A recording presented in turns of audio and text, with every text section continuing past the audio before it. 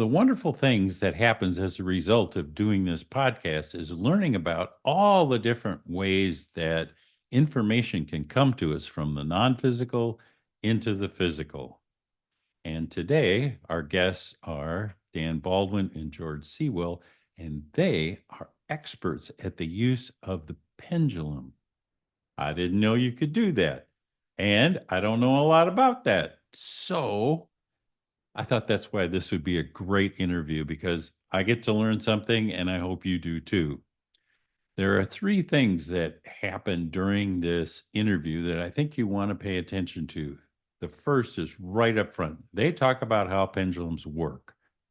Perfect. It's a great grounding. In the middle of the interview, there is a case study about Lindsay Higgins. It's full of details and some surprising twists. So listen for that. And then, way at the end of the interview, they talk about using the pendulum to contact a divine being. Again, I didn't know you could do that. That was remarkable for me. So, here's the professional bios for Dan and George. Here we go. Dan Baldwin is a professional writer, often a ghostwriter for other professionals. He has written and co-written or ghosted more than 60 books and has won numerous local, regional, and national awards. He is a certified clinical hypnotherapist, plays the Native American flute, and is an expert pendulum dowser, having used the pendulum to assist in finding missing persons for more than 20 years. You get an extra star in heaven for that one. Thank you, Dan. George Sewell describes himself as a cognitive philanthropist. That's great, isn't it? He has a lifelong interest in the study of the paranormal and the UFO phenomenon. He's a playwright that has written for community, college, and dinner theaters, for which he was awarded the Louisiana Division of the Arts Fellowship in Theater Playwriting. George is a retired counselor, program manager, and administrator in the field of addictive disorders, including problem gambling. Here's our interview with that pendulum tag team of Dan Baldwin and George Sewell. Well, hello, everybody, and welcome back to the Afterlife Files. We are exploring our multidimensional selves. And today we have Dan Baldwin and George Sewell here, and they're going to be talking about pendulums. So this is a really interesting topic for me. I love that connection with our higher selves. And Dan, George, who would like to talk about what is a pendulum, how it works, and what you can do with it? That goes to Dan. Yeah, I'll probably ought to take that. Yeah, a pendulum is nothing more than a rock on a string. That's what a pendulum looks like. And it's beautiful. Yeah. And basically what you do, you ask questions. And when I say ask your pendulum, I'm actually talking about asking your higher self. But you address a question to your higher self. And if it swings to, that's my right, that would be a yes. If it swings to the left, that would be a no. And if it goes back and forth, you're probably not asking the right question, or perhaps whoever you're talking to doesn't want to answer that question. And it's a way to for the physical to contact the metaphysical. You're in contact with your higher self, with your subconscious. Your subconscious is the contact, and you can speak with your higher self. You can speak with whatever is out there, however you want to define the it that's out there, the universe, the Akashic records, whatever that's out there. And essentially, you ask a question, it downloads into your subconscious. Your subconscious downloads into your fingers. Your fingers actually make the pendulum work. It's a purely physical thing. The spirits don't make it work at all, and you get the answers. And George and I have discovered in working with the pendulum.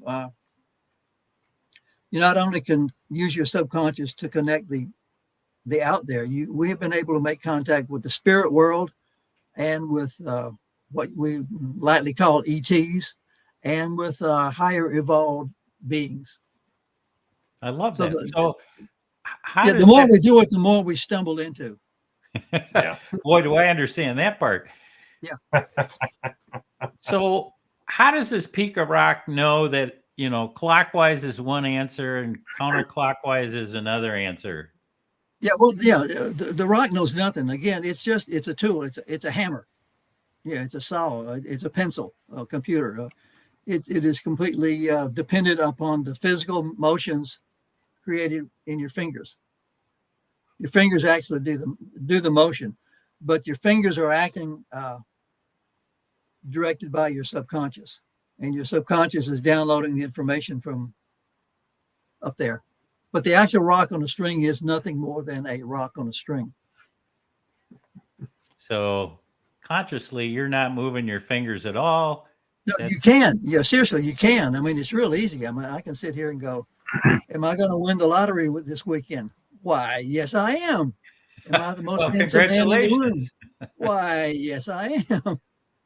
The hard part is keeping your mind completely clear so that when you get the information, you transmit the actual information you're getting rather than the information that you want.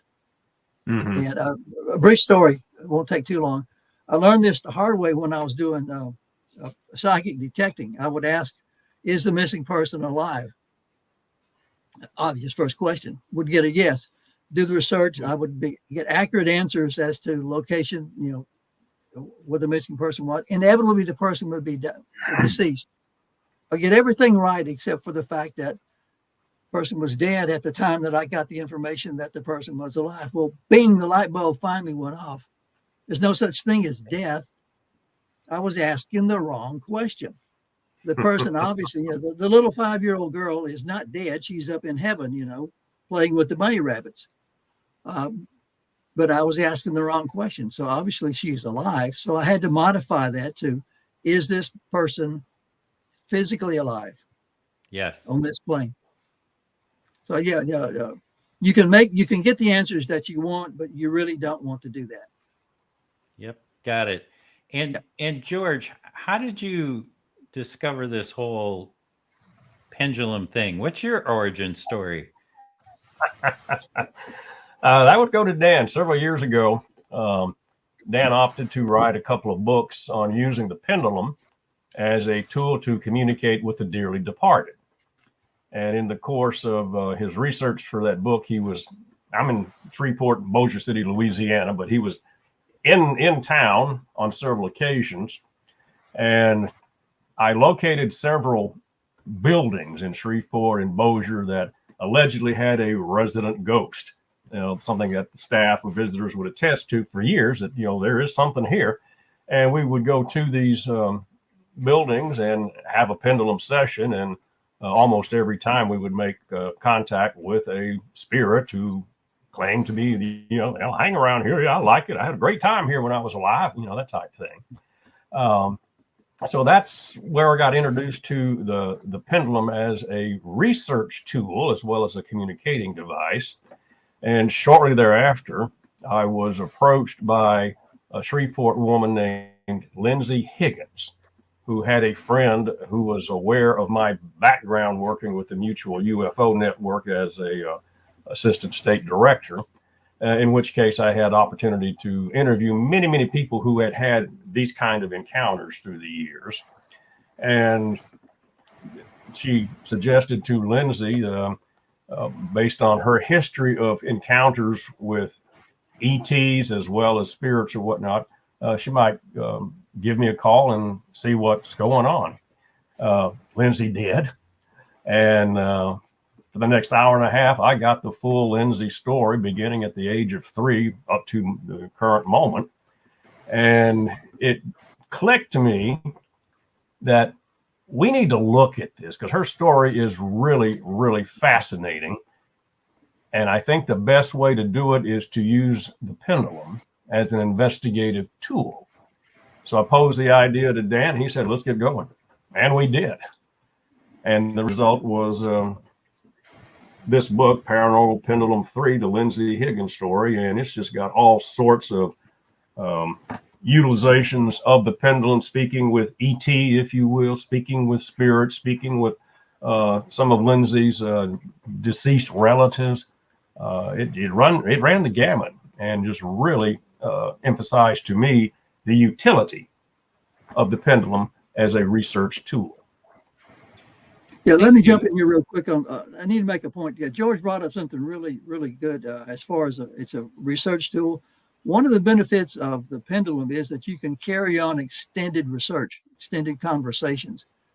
You notice on some of the programs where they do ghost hunters, I don't like that term, but they'll hear a knock or they'll get an EVP, and that's the end of the day. You know, we've had a successful program. We got somebody who went boo. Well, with the pendulum, George and I have been able to conduct. I'm talking about serious research. We researched the history of America by talking to the Americans who were there. We've had conversations up to half an hour with spirits because of the ability of the pendulum technique to allow us to do that. We don't have to stop with knock, knock, knock, or boo, or yes, or no. We can actually get tons of information, which with that amount of information, you can start verifying it. You're not, go to newspaper accounts and interview people and things like that. So as an investigative tool, it's a tremendous asset, especially in the paranormal world. So Dan, clearly you dragged George into this. Fighting and kicking all the way. Yeah. Yes. So yeah. What's your origin story? How did you get introduced to the pendulum and what made it click and, early success? Talk to me. About 22 years ago, out of the blue, I got a definite call to go find missing children. It clear as a bell. Yeah, it was like without getting religious on you, it was like a commandment, and it would not go away. Eventually, I said, well, I got to do this. I'm not a trained investigator. I'm not a cop. I'm not a private eye. So my mom had told me, there's a psychic train that runs in our family. I said, well, maybe this psychic stuff will work. And I just started hanging out with, psychic bookstores and talking to psychics. And eventually I saw somebody with, one of these little jobbies.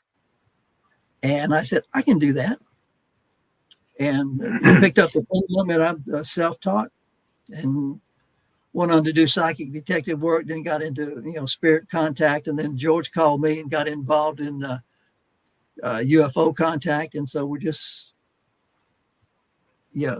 every day the pendulum swings in a different direction, and it's all good. It's all good. Yeah, we follow it whichever way it goes. So I know that the people watching this will have two big questions. A, we're all about the afterlife here, so we can tell us a story about that, and then we'll maybe talk a little bit more about the psychic investigative things. That sounds fun too. George, you take the afterlife. Much of the research we conducted in the course of investigating the Lindsay Higgins story was in communication with some of her relatives and other individuals who are on the other side. In particular, her aunt, who was very much with her when she was growing up and was very much aware of the encounters Lindsay was having in both seeing what we would call UFOs as well as personal encounters with other beings. We had a really interesting series of conversations with the pendulum with a fellow named W.D. Woodworth. We were led, Dan was in town, and we were really led to the little family plot of the Woodworth family and in the cemetery in Shreveport. And we were led to W.D. Woodworth, his wife, his daughter, Sally Murph, and his son. And the reasons we were introduced is in Lindsay's previous lifetime, she was Sally Murph Woodworth. And her current father at that time was W.D. Woodworth. And her current sister at that time was her sister, during the Woodworth family. So that really struck us, and there was a very intriguing session that Dan and I had with Lindsay with the Pendulum, and it was a conversation Lindsay wanted to have with Sally Murph. Sally Murph being Lindsay in spirit, having just come from that lifetime as Sally Murph. So we had a two-way conversation with Lindsay in the flesh, here and now, utilizing the pendulum to carry on a very lively conversation with her spiritual self just after her incarnation as Sally Murph. So the pendulum really just revealed a lot of relationships and connections that really hadn't expected. And George, when you say there's a conversation, what does that look like when you're using a pendulum? As long as we're asking questions that can be answered with a yes or a no, the sky's the limit. I'm trying to think of a situation with there was an instance that Lindsay had at a restaurant that used to be a train station in Shreveport back when she was very young. And her family owned the restaurant, and Lindsay was like 2 or 3 at the time. And she was pretty much left alone in her room upstairs while her mother and father are downstairs running the restaurant. And Lindsay got bored one nice sunny day. I mean, at that old train station, the windows go down to the floor. So, I mean, she's looking out the window onto the balcony. She sees the sun and all this kind of stuff, and she's tired of being cooped up, and she wants to go outside. Well, a little while later, some folks who were coming into the restaurant noticed a very young Lindsay crawling around the balcony. So they went inside and notified her parents that there's this child outside in your balcony. Of course, they run upstairs and the window is open. They bring Lindsay back inside, close the window, and there's nobody on the second floor who could open the window. They asked Lindsay, "How did you get outside? Who opened the window?" And she said, "Oh, my friend Morlock." Huh? She had a spirit friend, if you will, that she called Morlock. She doesn't know why she called him Morlock, but that was a reference. And apparently this spirit had the ability to physically manipulate the window where she could go outside. And Dan was in town at a point where we were hitting sites in downtown Shreveport, not far from this former restaurant train station. So I said, let's just go by there and see if anybody's present. So we did. I summarized the story that I just told you. Dan's got this pendulum. Is the spirit who was known as Morlock present? Yes. Are you the spirit who opened the window for Lindsay when she was here as a young child? Yes. By chance, are you buried in the cemetery that we're going to this afternoon? Yes. Would you be willing to guide us to your gravesite so that we may have a more direct conversation? Yes.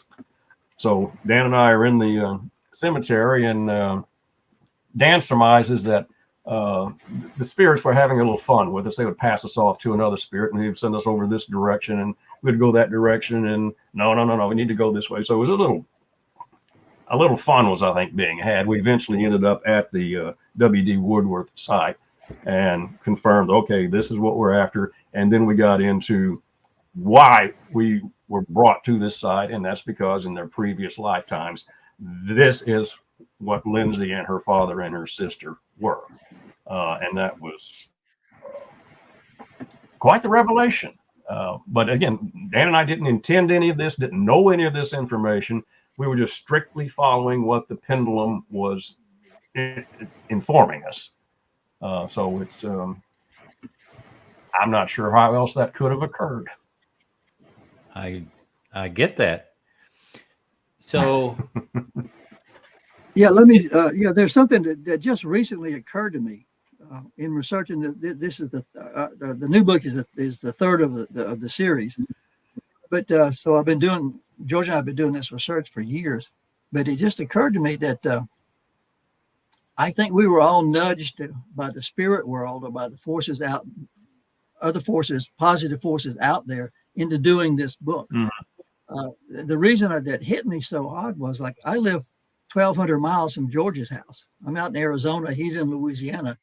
Yet I did all my research 1,200 miles away. Now I'm out here in Arizona, in Spirit Central, but I do all my work out for these books in Louisiana. And it never occurred to me to do my work here. It was always go to Louisiana or East Texas or Southwest Arkansas. Go there to do the work. And I think that was at the nudging, not control, but at the nudging of the spirit world, who wanted us to get Lindsay's story out there. Mm-hmm. Absolutely. Can't prove it, but that's what I believe. So a pendulum's not like a Ouija board where there's like letters of the alphabet.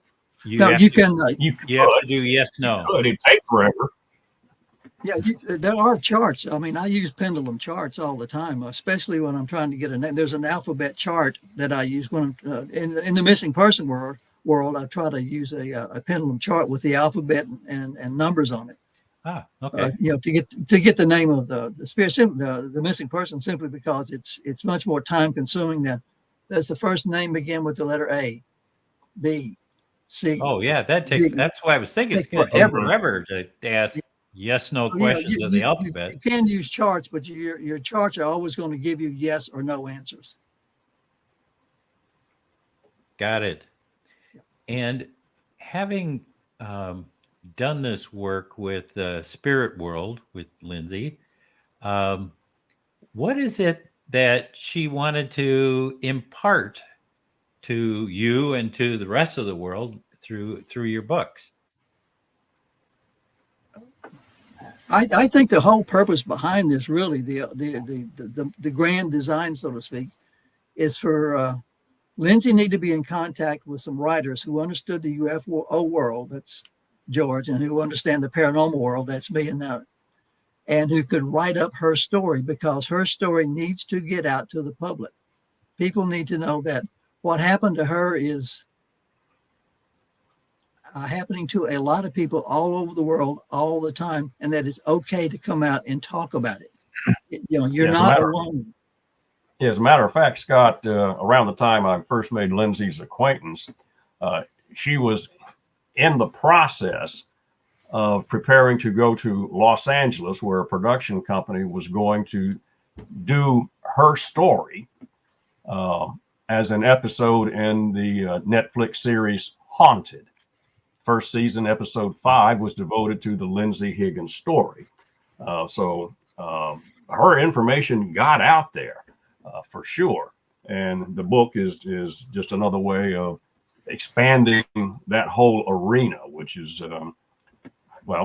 once you get a taste for it, the banquet begins. It does. And what's Lindsay's message that she is here to tell us through this experience? Lindsay wasn't messaging per se. Lindsay had, all her life, she had terrible physical issues, issues that were not diagnosable. I mean, she spent a lot of time in the hospitals growing up, and that can't find anything wrong, but she's still having these intense usually abdominal pains. And it came to pass that much of this discomfort was related to her encounters with, for lack of a better term, the ETs, the extraterrestrials, and when they were working with her. And she had no idea what capacity, other than it was very, very painful and distressing. So the end point of our investigation with Lindsay was that she became aware that a long time ago, we came up with the figure 6,000 years. It may or may not be totally accurate, but in another plane, she agreed with this highly evolved spirit that we called ET just for convenience, to be a part of a long-term process to assist Homo sapiens in developing their sixth sense, which has been horribly diminished over several thousand years, get it back to what it was in our distant past, and also to extend the life expectancy. Whereas now it's roughly life expectancy 80, 90. She was indicating that no, it's going to be 150 at least would be a typical lifetime. So take that expanded knowledge and take that long of a life, and you can see how the entire planet can be rebuilt. So that's what I interpreted as the point of her participation in this. And she was very satisfied with that. Once she understood that she agreed to this, well, because I made an agreement, I'm going to fulfill it. But she did have one request. As we go forth in the future, any activities, no more pain or discomfort. Oh, okay. And she has had some that easy at that point. Yeah. She didn't ask for it. And so, okay. So in that sense, the book was a happy experience for Lindsay. She did get the relief, and she's a very active individual, so she's just doing all sorts of things now. So, George, one last question before I go beat up Dan here. The ability to contact Lindsay tells me that, or, you know, her story and the people on the other side. So for people who are interested in this, I'm assuming that we can call in, you know, Grandma Jenny or Grandpa Paul or anybody else that we'd like to touch base with who's made their transition. Am I correct? If they want to talk. If they want to talk. Yeah. And in our experience, they like to talk. They really like to talk. But just as it would be with any of us, if, hello, George, you want to talk? No, I'm busy. Go away. That also. Love that. So, Dan, you were talking about, you know, kind of the psychic realm is more your bailiwick. Tell us some of the things that you've done that are really kind of interesting, that have pushed the boundaries of what you think it means to be a human being. Well, one thing is I'll tell you a humorous story. It's the spirit world is not what you see so much in the movies. They're generally a lot friendlier. I'm not negating the negative side. We can get into that if you want to. I've never had a negative experience because I don't go looking for it. But they can be playful. They can be very helpful. A good friend of George and mine was a landowner up in Texarkana, Texas, Arkansas. And he was having dreams from his grandfather. And he said, I'm having too many dreams about my grandfather. It's too consistent. There's something going on here. I think my grandfather, who's deceased, is trying to contact me. Can you help me with this? Said, yeah, I bring out, the magic pendulum, sat down, and we went out to the old family graveyard, which was way the hell out of town in the middle of the woods. The nearest house was like a mile away, and we were 10, 20 miles from the nearest highway. Cemetery was a family cemetery, had been there since the 1820s, I believe. Well kept up, well maintained. They took care of it. And so I said, well, we'll take the pendulum out there and we'll see if Granddad wants to show up. Let me point out, you don't have to go to the graveyard or to the haunted house to talk to the spirit. But the spirits show up there because that's where you are when you want to talk to them. They come to you, essentially. But I think it shows a certain amount of respect. Like, we went to his granddad's grave. That was showing some respect to a grandfather. So you made that effort. So we're at the cemetery, and I have a process. I walk around, just kind of familiarize myself with the location, sit down, clear myself. I have a recorder because I want to transcribe the session later, so I'll record everything. So I turn on the recorder. I'm about ready to go. My friend walks up and he says, I've lost my pendulum. What? I said, yeah, I can't find my pendulum. Okay, well, turn off my recorder. We go around, we look around the truck, can't find his pendulum. So, okay, let's go down. We sat down and using my pendulum, we recorded the session. Turns out grandfather was concerned that the county was going to declare eminent domain and take over the cemetery and move all the bodies. He was afraid of that. So he came to my buddy because my buddy's a big landowner there. He has some clout and could block that. But the interesting thing is when I got back to transcribe the session, this was days later, I'm sitting there and I'm going through the first session. It's like my friend comes up and he says, I lost my pendulum. And clear as a bell, you hear a third male voice. It's by the truck. Then you hear me. I go, what? And he goes, I can't find my pendulum. Clear as a bell. It's by the truck. You know? So yeah, they were trying to be helpful, and we were too. We could pick it up on the recorder, but we couldn't hear it audibly, or probably we weren't listening enough. I have experiences like that all the time. I've also had terribly emotional experiences and terribly funny experiences, and a lot of just average conversation type experiences. So, how did you get into finding missing kids? That's interesting. I don't know. It was, like I said, it was some kind of commandment or something. It just was a thought that, bam, hit me. Again, I'm not a clairaudient, but I swear, I heard a voice that said, "Find missing children," and the thing just would not leave me. And so that led me to, exploring the psychic world, and that led to the pendulum, which led to, psychic detecting, which led to spirit communication, which is now leading to UFOs and what I call the other side of everything. It was a process. Tell us a story about a kid that you found. Yeah. There's a good story that shows an example of how it works with when you have a team of psychics working. I was with a group called Find Me. I was a co-founder. So with them about 15 years, left a few years ago. But we were working a case, and this was an international group of psychics, and we would all pool our efforts to work on a single case. And we were working, sometimes as many as 4 or 5 cases a month. And we had a case where here in Arizona, where a family said, I forget the guy's name, but Joe he's an avid camper. He's got a 4-wheel drive, and he took off, and we think something's wrong. He's either in Arizona or New Mexico or Colorado or Utah. Can you find him? Okay, sure. Yeah. Well, the theory behind it, if you have a lot of psychics working on the case, psychics are, one day you're right, one day you're wrong. It's like anything else. But, you have good days, you have bad days. You have on days, you have off days. But if you have a group of psychics working together, you're going to get a cluster of hits. And that cluster of hits is probably where your missing person is.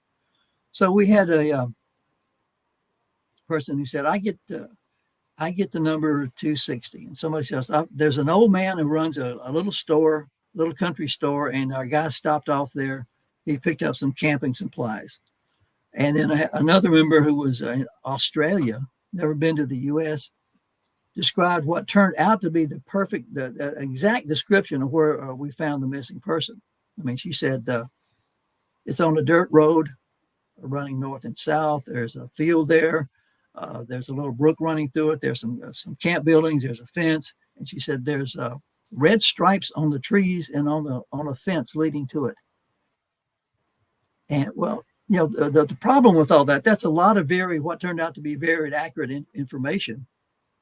But if you're an investigator, a cop, or a ranger or FBI, whatever, that does you really no good. Because you have no context.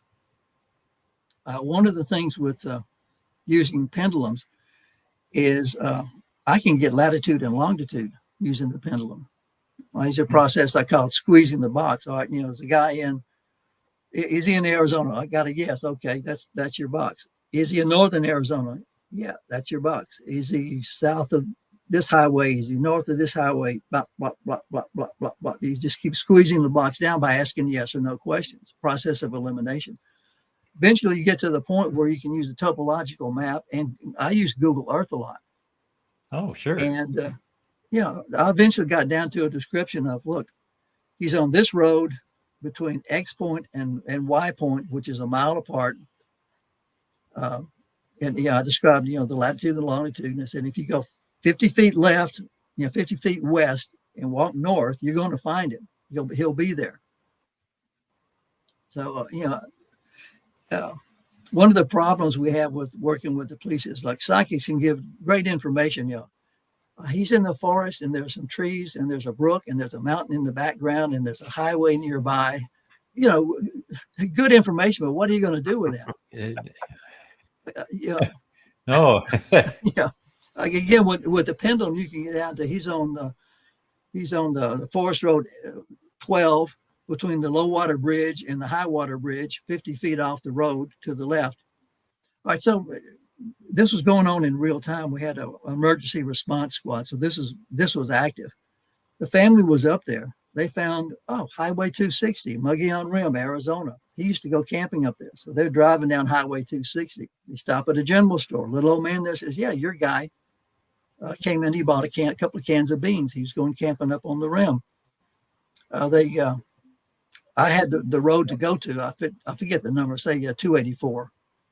He's going to be up that road. So they're driving up that road, and they come across. I think it was the sheriff's department. It might have been the Rangers, but they brought out their little handmade posters, and they said, "Oh yeah, we found him. We found him this morning." So they took him to the site. It was exactly as the lady in Australia had described it. I mean, to a T. And the red stripes was red paint where the Forest Service had marked the trees for culling out.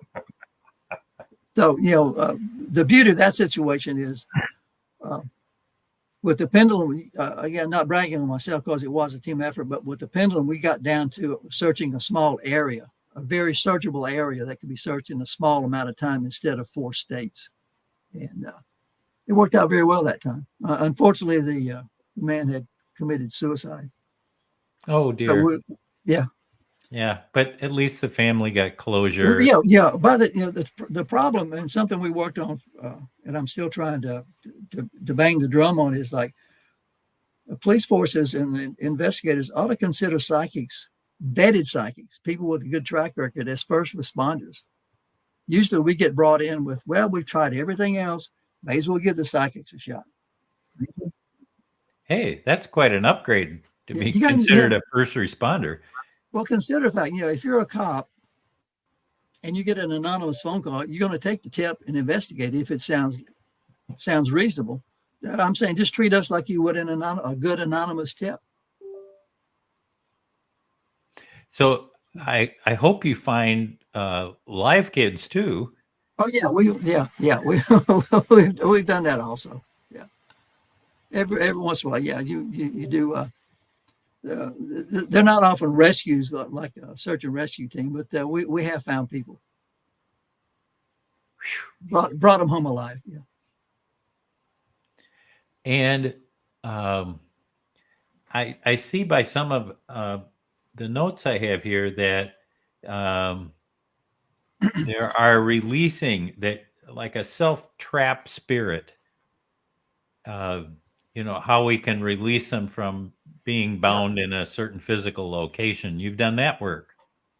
Yeah, that's the emotional thing I told you about. This, if you got a minute, that's a little bit lengthy, slightly lengthy story. If you got a minute, we got a minute. Go for it. Okay. I don't want to hog the show here, so George, you jump in when you hear something interesting. Some friends of mine used to run a program called A Haunting in the Desert. And it was down in Tombstone, and they would bring in different psychics, and we would do a weekend in touring Tombstone in the area, investigating haunted houses, haunted ranches, and places like that.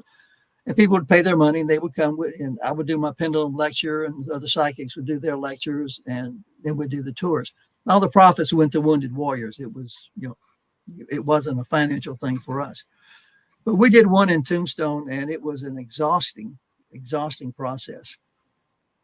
And we bumped into a film crew out of New York that was doing a documentary on Tombstone, just bumped into them. They said, well, can we follow you guys around? Yeah, sure. Why not? So, so yeah, I'm interviewed on it. Some of my other friends are interviewed on it. And it's still on YouTube, I believe. But anyway, the last show of the evening was we let everybody who came to the program to basically play psychic, put all the skills that you have learned this weekend, and let's see what comes up with it. We went to a building. It's built in the 70s, but it was on top of a location that was a Chinese store back in the 1880s, back in Hoptown, which was the Chinese section of Tombstone. It was a general store, which meant it was also a brothel, bordello, brothel, drug den, you name it. So new building, historical location. And it was set up like an old bar. So we had everybody had empty whiskey bottles, empty shot glasses, had cards and chips, and everybody was kind of recreating a Wild West saloon atmosphere to see if somebody would show up. And the crew was filming this, and a good friend of mine, Brian Cano, was our celebrity host for the evening. He was kind of running that show. And Brian is looking at one of the ladies who had taken my course that afternoon, and she was getting some activity with her pendulum. And so they called over my friend Dwight, who's a psychic medium. There's something going on here. So the lady, bless her heart, it was her first time using a pendulum, the first day she'd ever done anything like that. So she was out of her league, basically. So, Dwight said, yeah, there's somebody here. He called his wife over, Rhonda. She said, yeah, there's somebody here. Dan, get over here. So, I'm there. I'm bringing out, I don't have my pendulum with me. So I borrowed a lady's necklace. Had a heavy weight on it, which proves again the fact that the pendulum is just a rock on a string. So we're doing the investigation. And I say, not only is there somebody here, there's somebody here who is trapped. I'm encapsulating about 20 minutes of work here, but there's somebody here who is trapped because he committed a murder and he's afraid of crossing over. But I said, he's self-trapped. I mean, there's no reason not to cross over, but he was terribly afraid of the terrible things that are going to happen to him. So he was haunting that place, self-trapped. I said, well, there's somebody else here. I had a second spirit come in. And I said, this is the murdered victim. The murdered victim who had crossed over came back. And I think this is a spirit at work, putting all these people together at once. It just can't be a coincidence. But the spirit of the murdered victim was the man's brother. So you had this Chinese guy who had murdered his brother. The brother crossed over. The killer stayed here because he's afraid. The brother comes back over, and we're telling the killer, your brother's here to tell you one thing. What? I forgive you. I love you. You're my brother. And we're talking to the spirit, and we're saying, it's okay for you to cross over. Now this is being watched by about 35 different people, by the way, scattered. They're just, whoa. And at one point, I don't remember this, but they say my pendulum did that number. It dropped out of my hand completely. And that's a signal. I said they're gone. The victim brother had taken the killer brother, and he had crossed over. And there was a wave of emotion that went poof throughout the audience. I mean, people were weeping. I was tearing up. The people all around me were tearing up. It was just an explosion of emotion that could not be denied, and it hit everybody. It was one of the most powerful experiences in my life. Well, it's documented. The ability to communicate through emotion is it's certainly a very powerful way to communicate with those on the other side and them back to you. So that's one of the ways that it's you're not making up your answers. It's when you feel a powerful emotion like that, it's real. That's something you can't manufacture. Yep. And George, speaking of older spirits, I know that you did some work with prehistoric peoples and what it was like for their lives way back when. Talk to us about that.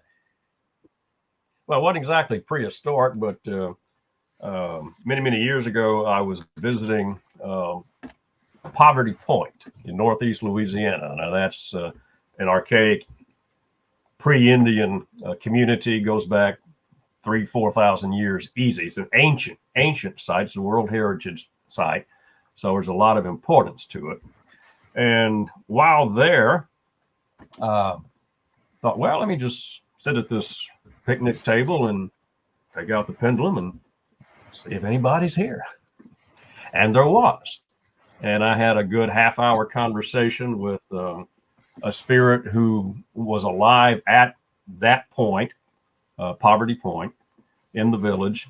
And the time frame, just going through, was it 100 years ago? No. Was it 500 years ago? No. Was it 1,000 years ago? All the way back to, it was around 4,000 years ago that this individual was in the village that is now what we call Poverty Point. And okay, well, to whom am I speaking? Am I speaking to a farmer? No. Am I speaking to a warrior? No.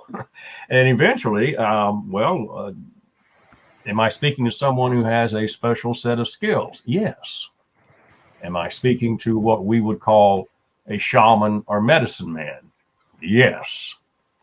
So that's the first contact we really had in what launched this whole series, was with, we call him Jacques Po, a medicine man at Poverty Point 4,000 years ago. And he's been very active in all of our sessions and investigations that led up to the past book, Pendulum 3, and I suspect is going to be having an appearance in the next book, Pendulum 4. So that just one of those things. Well, let me just take a pendulum and see if somebody's here. And yes, he was. And I don't even recall why I stopped off at Poverty Point that day, but obviously I had the thought, let me stop by Poverty Point.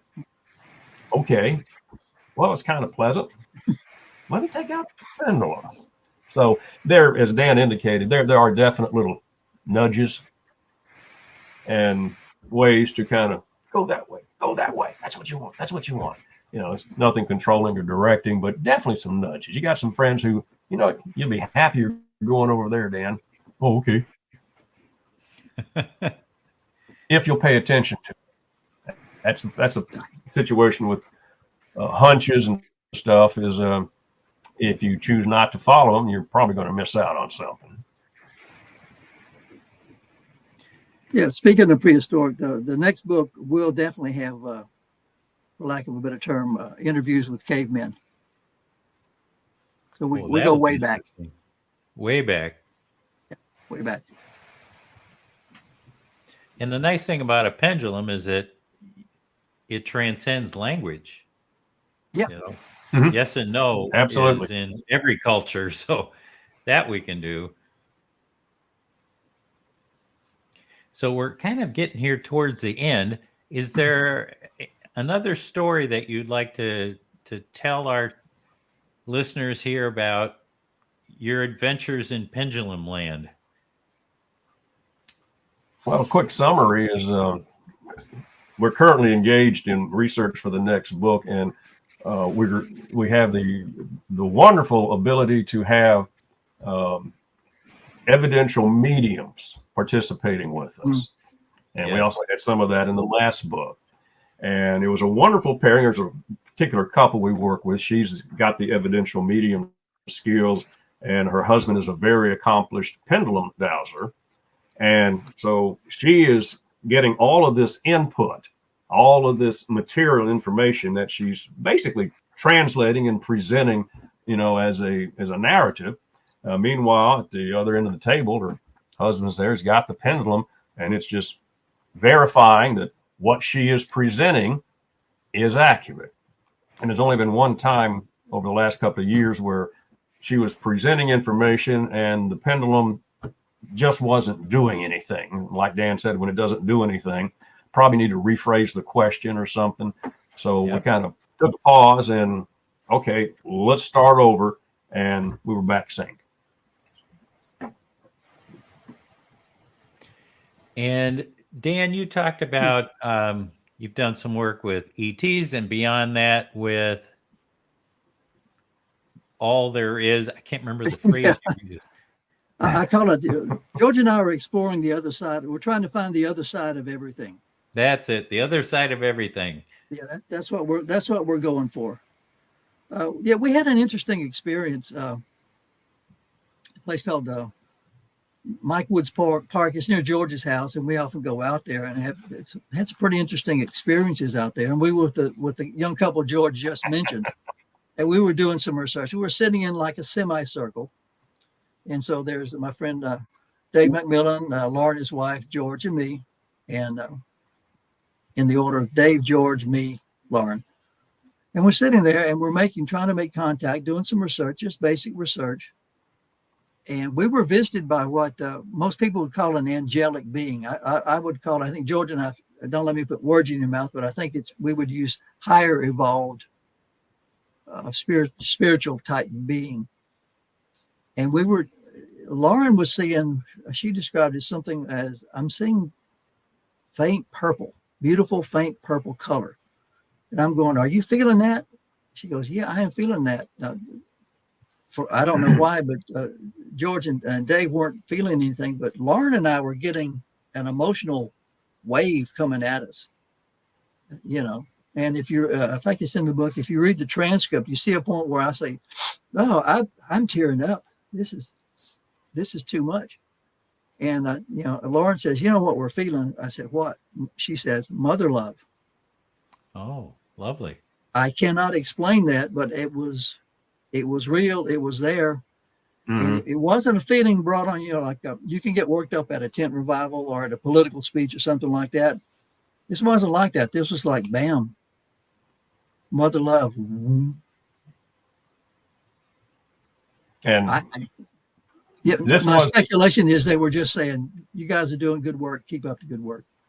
Yeah. Sorry, George. This was the individual that we were referencing as ET in the whole Lindsay experience. And when we were at the park, we asked, well, ET, can you present yourself? And what Dan described is what was presented. So that gave a lot of credence to what we earlier had described as Lindsay agreeing with ET many thousands of years ago to participate in this long-term, I won't say experiment, whatever we would call it, to have this beneficial effects on Homo sapiens, and I'm sure for other folks as well. Well, I have had such fun here in this interview. Thank you both so much. Oh, thank you. So if somebody wants to get into pendulums, where do you suggest they start? Dan's books. Well, there you go. It just so happens. Just happened to have it in my hand. I've got I have several books on pendulum dowsing, on how to do it, basic how to do it in spiritual contacts, how to do psychic detecting. They're all available. Through the Amazon, Barnes and Noble, wherever you buy your books. If they don't have it, you can order it. And my books are basic. They're not full of what my teachers would call woo-woo. I mean, there's definitely a woo-woo factor in what we're doing. This is what it is. This is how you do it. This is how you know you're right. This is how you know you're wrong. Step 1, 2, 3, 4, 5. Oh, that's really helpful. And for folks who want to find out more about the two of you and the work that you're doing, where do they go? Well, we're both on Facebook. Yeah, we're both on Facebook. Information's carried on my website about what we're currently up to. The same thing with Dan. So that's probably the simplest way. And those websites are?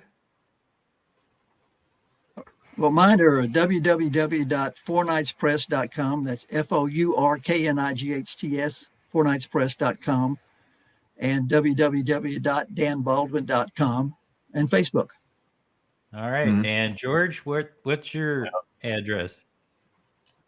www.georgesewell, Sewell. Be sure you got that middle E. Otherwise, you'll go to some very nice artist in New York City, but he's not me. So georgesewell.com. And also I'm on Facebook. George Exceptional Sewell. There you go. Steal that, George. Steal that. I'll take it. I'll take it. Thank you, Dan. Thank you, George. It's been a wonderful time to share with you, and have a wonderful life with your pendulum power. How about that? There you go. That's a guarantee. New title for it. I'm going to steal that. Go for it. Okay. Enjoy. Thank you now. Bye now. I appreciate it when interviews happen and they're lighthearted and fun. And Dan and George were just a pleasure to be with. And I think that came across during the interview.